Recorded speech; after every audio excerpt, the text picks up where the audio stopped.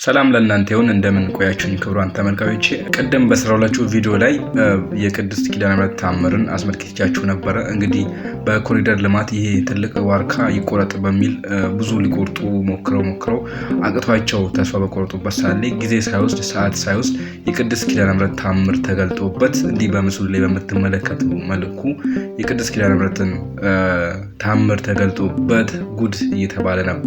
ብዙ ኦርቶዶክሳውያን ተአምሩን አይቶ እየተደነቀበት ነበረ። ይህንን ዜና ዘግቤላችሁ ነበረ።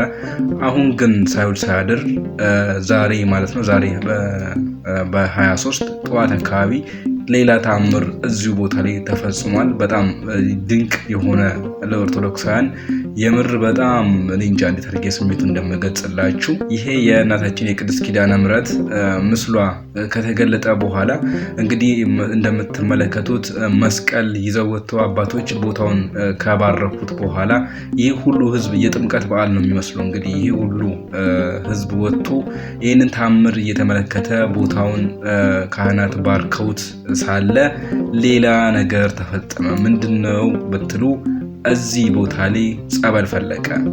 በጣም የሚገርም ነው። የሚገርም በቃ እንጃ ህዝቡን ያያችሁ ነው አይደለ?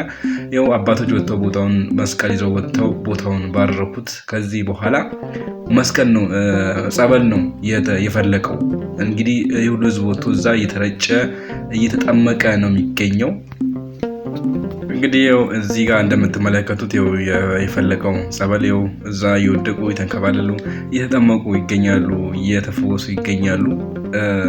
በጣም የሚገርም ነው። ከዚህ በረከት ተካፋይ የምንሆንላችንም ህዝቡን እያያችሁ ነው አይደል? የሁሉ ህዝብ ነው። ምንም ከተማው ሊቀር የለም። ሁሉም ወጥቷል ማለት ይቻላል። ሁሉም ወጥቶ በዚህ መልኩ ነው ይህን ቦታ ያየው፣ ይህን ተአምር ያየው። እንግዲህ እንደዚህ አይነት ተአምር አስቡት ሌላ ሀገር ላይ ቢሆን፣ ሌላ የውጭው ዓለም ላይ ቢሆን ኖሮ ይሄኔ ያልዘገበው ሚዲያ የለም። ሁሉም ይዘግቡታል፣ ሁሉም በዓለም ላይ ያሳጩታል ይሄንን ተአምር። ነገር ግን ያው ኢትዮጵያ ውስጥ ስለሆነ ብቻ አንዳንድ ዩቲዩበሮች ናቸው እና ቲክቶክ ላይ ነው ምናምን ፌስቡክ ላይ ነው የተሰራ እንጂ ትላልቅ ሚዲያዎች አልሰሩትም።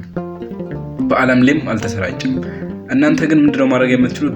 በቻላችሁት መጠን እናንተ በምትጠቀሙት ሶሻል ሚዲያ በሁሉም በማህበራዊ ድረገጽ መልቀቅ ነው ያለባችሁ። በቃ የተሰሩ ቪዲዮዎችን ላይክ እያደረጋችሁ ሼር እያደረጋችሁ ለመላው ዓለም ማሰራጨት ያለባችሁ። በመላው ዓለም ይህ ነገር መታወቅ አለበት። የቅድስት ድንግል ኪዳነ ምሕረት ምን እንዳደረገች የእሷ ተአምር እንደው መታወቅ አለበት። በቃ በቻላችሁት መጠን ምድር ላይ በቃ ልቀቁት፣ ሁሉም ጋር ይድረስ። በጣም የሚደንቅ ነው። እንደው ከበረከቷ ታሳትፈን። በሌላም እንግዲህ አትለይን፣ ትምጣ፣ ሁሌም ትጠብቀን።